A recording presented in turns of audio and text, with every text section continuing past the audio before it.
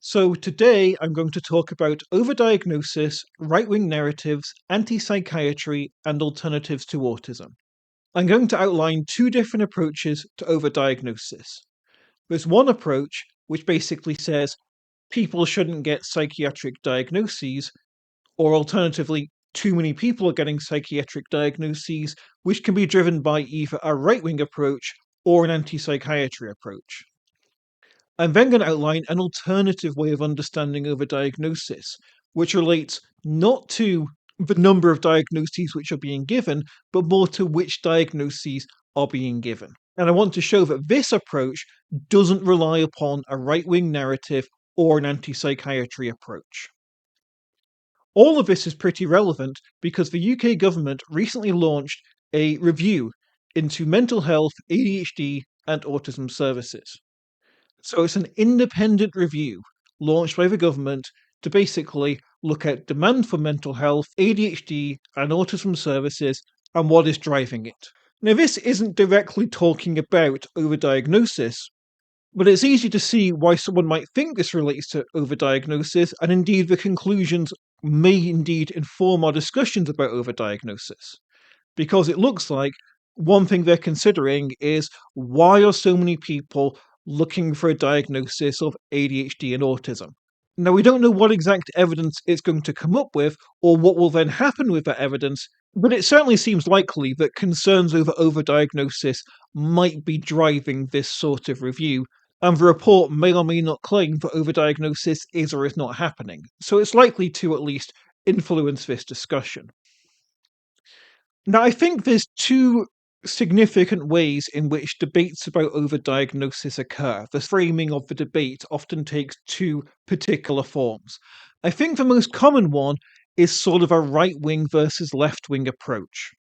So, for example, here's a headline: Badenoch to stop overdiagnosis of mental health conditions. Badenoch being the current leader of the Conservatives in the UK. And also, you can find other right wing individuals. For example, Nigel Farage also can be found complaining about overdiagnosis. So, there are right wing people out there who think overdiagnosis is occurring. And then here's a second headline. This is from The Guardian, which is a left wing paper. It says, The right's callous overdiagnosis bandwagon is rolling. Wes Streeting should not be part of it. So, Wes Streeting is a person who launched the review. So, this article is basically also positioning this as a right wing issue, that being right wing people are complaining about overdiagnosis, and Wes Streeting, who's the health secretary of the Labour Party, should not follow that right wing approach, according to this author. Exactly why a right wing person would be concerned about overdiagnosis, there's potentially multiple reasons, but my guess would be it sort of relates to this whole idea that we're now all these snowflakes who can't take any stress. We've just been pampered by society. And so the basic idea is that if somebody was in a stressful situation 30 years ago, they'd just power through. Whereas nowadays, according to a right wing approach, this is my guess, there's a concern that people, rather than just getting on with things, they instead think, oh, is something going on? Is something wrong with me, or am I different? And so start seeking a diagnosis. That's kind of my guess of what's driving this concern over overdiagnosis from a right wing perspective.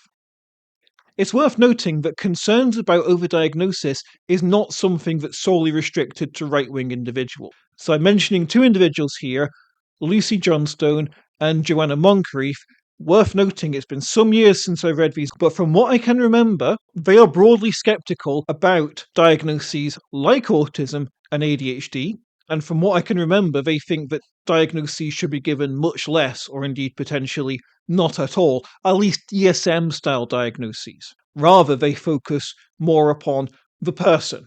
So there's this emphasis on things like formulations, where you look at the unique person, their narrative of their life, of where they've been, where they're going, etc., rather than giving them a psychiatric diagnosis in the form of a DSM diagnosis. Now, exactly what political views these two individuals hold, that's not something I know for certain, but it is fair to say within their work, there's a lot of emphasis on psychological problems coming from bad living conditions in society. It's the idea if someone's struggling, they could be struggling because of how society's set up, for example. Bad workplaces, bad education systems, bad relationships even, stuff like that. And so, in that sense, as far as I can see, both these individuals hold views which could be broadly described as being left wing.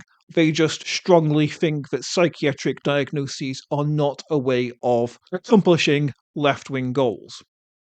When it comes to overdiagnosis, I think the main narrative, as far as I can see, is a left wing versus right wing one, but also there's a less common narrative of a left wing anti psychiatry approach as well. So it doesn't just have to be right wing versus left wing. Now, I'm not going to critique a right wing approach or an anti psychiatry approach. If you want my views on them, you can find them in all sorts of places. For example, if you want to know my political and ethical beliefs, I've got a chapter in this book, Contemporary Philosophy of Autism.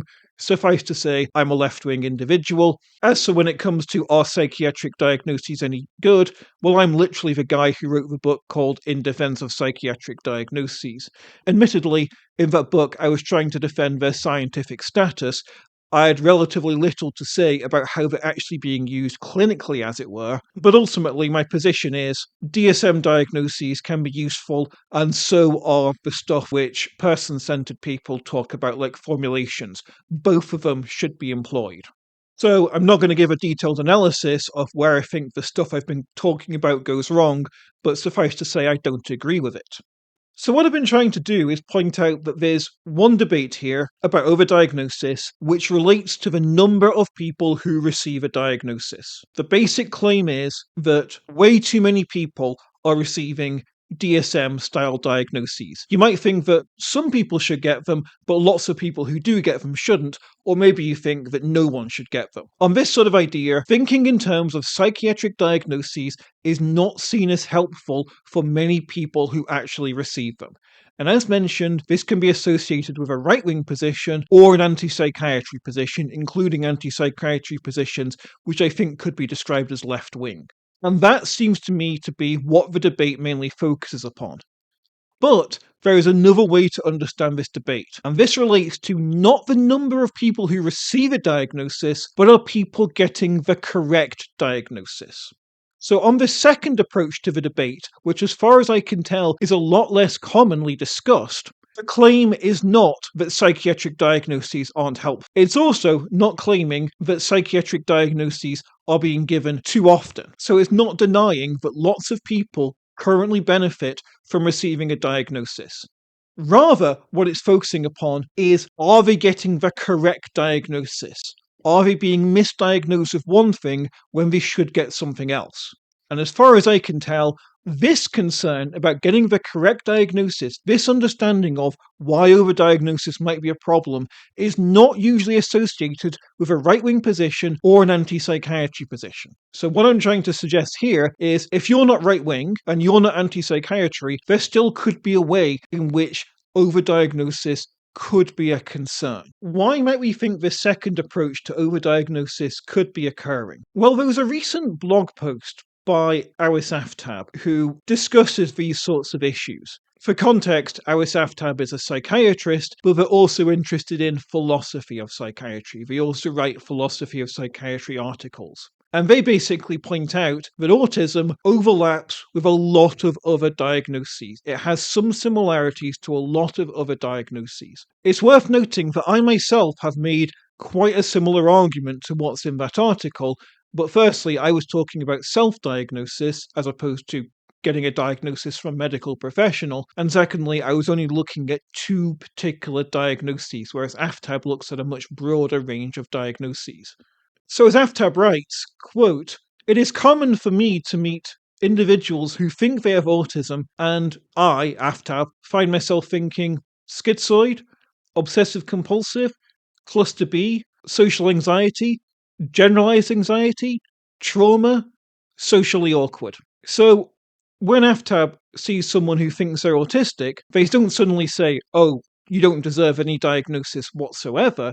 They just think, well, maybe something else is happening, maybe something else is present, rather than them being autistic. And so in the article, they point out that, quote, The choice is not between autism or nothing, but rather between autism and about a dozen diagnostic possibilities. So AFTAB is not saying autism is a bad diagnosis or shouldn't be given. They're quite clear on that one. And they're not taking some sort of anti-psychiatry approach where they don't like psychiatric diagnoses. Instead, they're basically saying there's a lot of people seeking a diagnosis of autism, but that might not be accurate. Maybe they deserve another diagnosis. In this blog post, AFTAB lists a number of different diagnoses and describes how they are similar and different to autism, specifically schizoid, schizotypal, obsessive compulsive personality, social phobia, borderline personality, social communication disorder, and trauma disorder. They also list a number of other diagnoses, although they don't give the specific ways in which they're similar to autism, they're just things that might also be worth considering. Selective mutism, intellectual disability without autism, stereotypic movement disorder, ADHD, schizophrenia spectrum disorders, avoidant personality, attachment disorders, generalized anxiety disorder, and Rett's. So there's a lot of detail on the blog post. I'm just going to read out schizoid and schizotypal rather than go over every single one of these. So, schizoid personality. Schizoid personality describes people who have little desire for close relationships and prefer solitary activities. Unlike people who are simply shy or socially anxious, individuals with schizoid personality style genuinely don't find relationships rewarding or necessary. They typically appear emotionally detached or cold, show restrictive emotional expression, seem indifferent to praise or criticism, and have few, if any, close friends or confidants. They often live quietly on the margins of society, pursuing solitary interests or jobs. They keep their inner world, which can be quite rich, private, and don't seek emotional intimacy with others. In autism, social difficulties stem from genuine challenges with processing social information, difficulty reading facial expressions, understanding implied meanings, picking up on social cues, knowing unwritten social rules, etc. Individuals with schizoid personality are thought to typically understand social conventions, but they may nonetheless have difficulty making sense of other people's behaviour. They may withdraw from genuine disinterest, as well as some degree of impairment in social cognition. Schizoid personality also lacks the additional features of autism: repetitive and restrictive behaviours, various sensory activities. So, that's an account of what schizoid personality disorder is, how it's got some similarities and some differences to autism. The point being, it's quite easy to imagine somebody saying to themselves, yeah, I'm autistic, when they have these sorts of traits. Okay, schizotypal personality. Schizotypal personality describes people who have odd or eccentric beliefs, unusual perceptual experiences, and difficulty of close relationships. Unlike schizoid personality, which involves simple disinterest in relationships, schizotypal include strange ways of thinking and perceiving the world. People with schizotypal personality might believe in telepathy, feel they have special powers, think random events have special meaning for them, personally, or have unusual perceptions, like feeling a presence in the room or hearing whispers. They usually have few close friends, experience social anxiety that doesn't improve with familiarity, and may appear paranoid or suspicious of other motives. Both schizotypal personality and autism can involve social difficulties and odd or eccentric behavior, but in schizotypal personality, the peculiarity comes from magical thinking, paranoid ideas, and perceptual distortions. So that's schizotypal personality disorder. Again, differences to autism, but also significant similarities. The essence here is there's lots of different diagnoses which have some similarities to autism, but are ultimately distinct phenomena.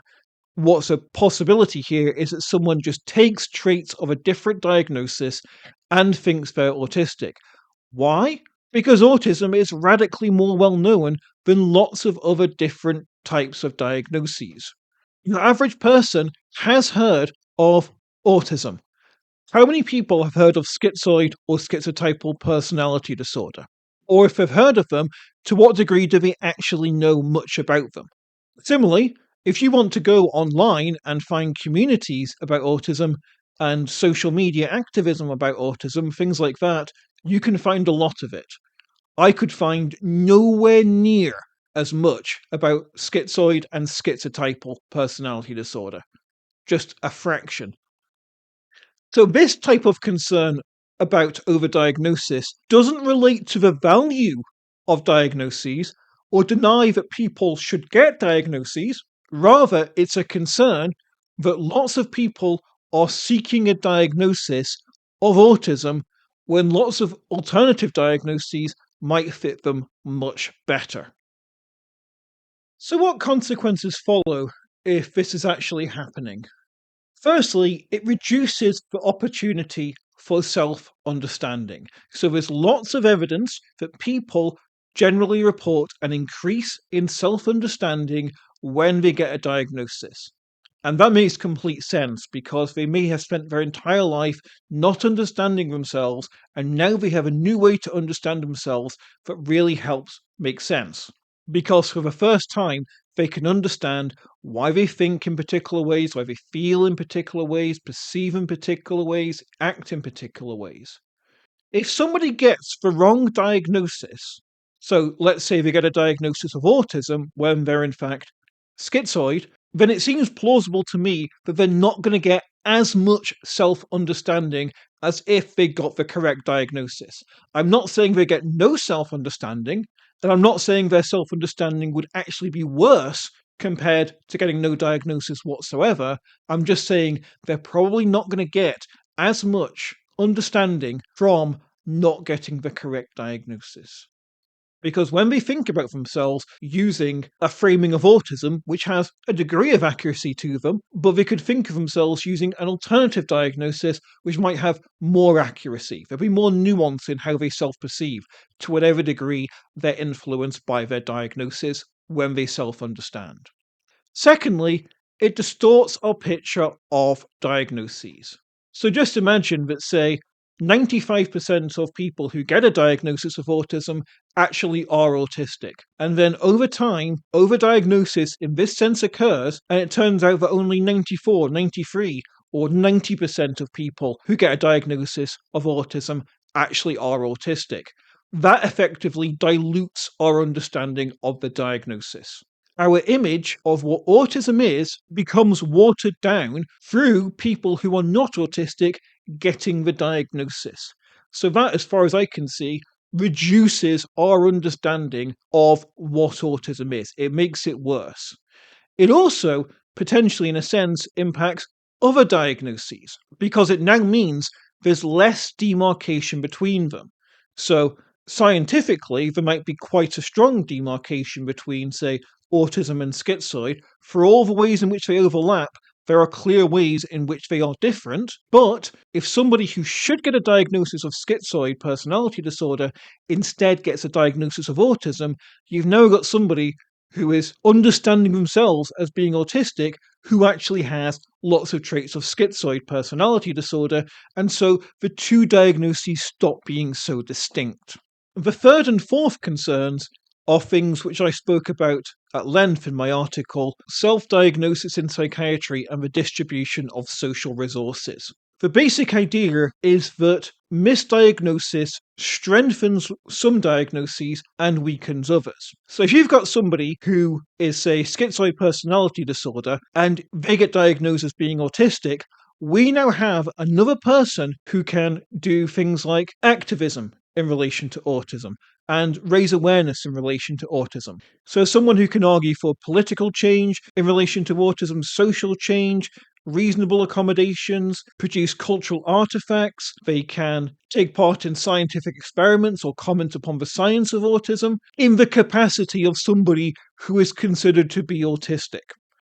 In contrast, in relation to schizoid personality disorder, by not getting diagnosed as schizoid personality disorder, there is now not an extra person who we are considering to be schizoid personality disorder who can, in virtue of them being schizoid personality disorder, do activism and raise awareness.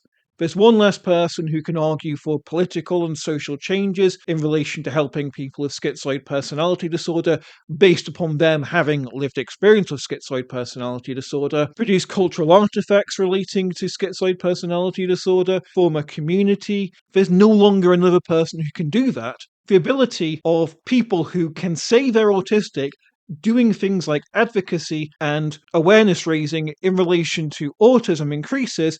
Meanwhile, the people who can do that in relation to schizoid personality disorder, in virtue of them being recognized as someone who is schizoid personality disorder, does not increase. That's unfair to other people who have schizoid personality disorder. This is especially problematic because the diagnosis that's getting strengthened, autism, is already really well known. There's already so much activism and awareness raising about autism, whereas there's nowhere near as much activism and awareness raising in relation to schizoid personality disorder. So this type of overdiagnosis effectively strengthens the diagnoses that are already relatively strong in relation to activism and awareness raising, and fails to strengthen those diagnoses which are already relatively weak in relation to awareness raising and activism. That, to my mind, is unfair. That, to my mind, is a problem.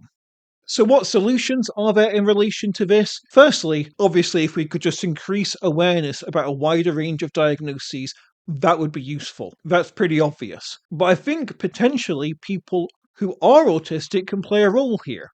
Because as much as I, as an autistic person, have an ability to try and convey what it's like to be autistic and what changes we could make to help autistic people, whereas I can't do that in relation to schizoid or schizotypal personality disorder to the same degree because I don't have those diagnoses, what I can say, as somebody who has a diagnosis which is relatively well known, I can use my own voice to say, oh, and by the way, whilst I don't have lived experience of these other diagnoses, it's worth noting they exist. And they're different to autism in these ways and similar in these ways. In essence, since there's already so much activism in relation to autism, I think autistic people could try and say, well, look, there's these other diagnoses as well. You might need to do something in relation to them. Let's go and talk to schizoid and schizotypal people and say, well, what changes do you want? What changes to society could we do to help improve your life? And then secondly, if someone's seeking a diagnosis, purposely investigate alternative diagnoses. Lots of them. Okay, so to sum up, as far as I can see, the main debate relating to overdiagnosis is about are too many people getting diagnoses? And that can be driven by a right-wing approach or an anti-psychiatry approach. I'm saying there's an alternative way to think about overdiagnosis that doesn't have to be driven by a right-wing approach or an anti-psychiatry approach. Indeed, I think somebody who is left-wing and pro-psychiatric diagnoses could be concerned about this. Thank you for listening.